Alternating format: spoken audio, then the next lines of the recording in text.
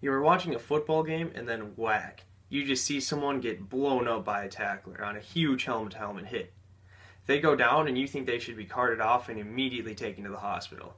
The next thing you know, they're back on the field in just a few plays. You wonder how this is even possible and how they are allowed to get put back on the field. To clear up your confusion, I'm speaking on the topic of concussions. I've broken this topic down into three areas: short-term, protocol, and long-term symptoms. But first, I'll leave you with the definition of concussion. The concussion is defined as trauma-induced alteration in mental status, aka not thinking right. Now, this may or may not involve the loss of consciousness. On to my first point, short-term effects. Short-term effects are defined by Dr. Jeffrey Barth in October of 2015 as the symptoms felt right immediately or just thereafter the injury occurs. Now, the Mayo Clinic has reported a list of these symptoms as of April in 2014. The immediate symptoms are headache, temporary loss of consciousness, confusion or feeling foggy, amnesia, dizziness, seeing stars, vomiting, slurred speech, delayed response to questions, appearing dazed, and fatigue. There are also short-term effects that can be delayed by a few hours or even days.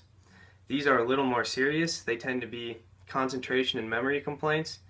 You can become very irritable and your personality may change. You'll be very sensitive to light and very sensitive to noise. You'll have sleep disturbances, sleeplessness, night terrors. You'll have a psychological adjustment problems or depression. You also may experience your taste and smell not working so effectively. If you experience these symptoms, you're supposed to avoid activity until being cleared by a physician. Now on to the protocol by which your trainer or physician will clear you for activity. Concussion protocol is the group of rules that dictate how serious a concussion is and when the affected person will be able to resume activity. The NFL has been on the grill lately about their concussion protocol over the past few years. The NFL's doctors and the Players Association attacked this problem and came up with an official set of rules in 2015. The NFL.com said in 2015 that they've created a three-step system for in-game concussions. These three steps are simple as remove the player from play, that will give them a sideline assessment, and then reevaluation later in the game or after the game. So the first part, removal from play. Very simple. Just have a coach, player, team doctor, physician, trainer, whatever. Just get that player off of the field immediately. Now on to the sideline assessment. Trainers will perform various tests on the players, such as looking at their balance, asking them what time in the game is, what down it is, where they're playing. They'll have you repeat simple digits or do simple math, and then they'll also check how reactive your eyes are to light. Depending on the results of that test, you will either be allowed to play or you'll have to sit out the rest of the game. If you have to sit out the rest of the game, or even if you don't, they will do the reevaluation.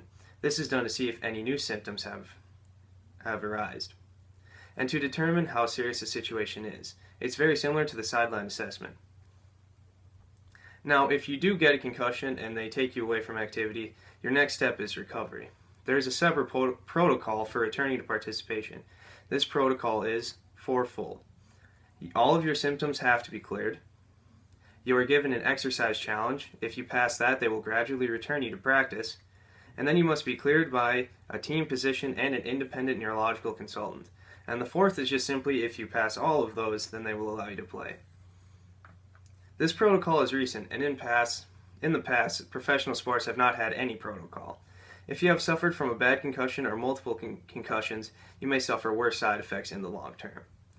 Long-term effects are the effects caused by bad concussions or multiple concussions. The long-term effects are often the worst. These have caused many players to sue the NFL for lack of protocol. Some players have even taken their own lives. The Weill Cornell Brain Injury Clinic said in 2015 that the effects are rare but more serious than immediate effects. There is severe short-term memory loss, difficulty performing daily tasks, mental slowness, and horrible migraines. The NFL and NCAA have been doing research and paying pensions to players whom have been affected by these horrible brain damage due to bad protocol. Overall, concussions are a very serious matter and they need to be dealt with seriously. Football teams and other sports teams have done a good job of identifying concussions and the short-term effects.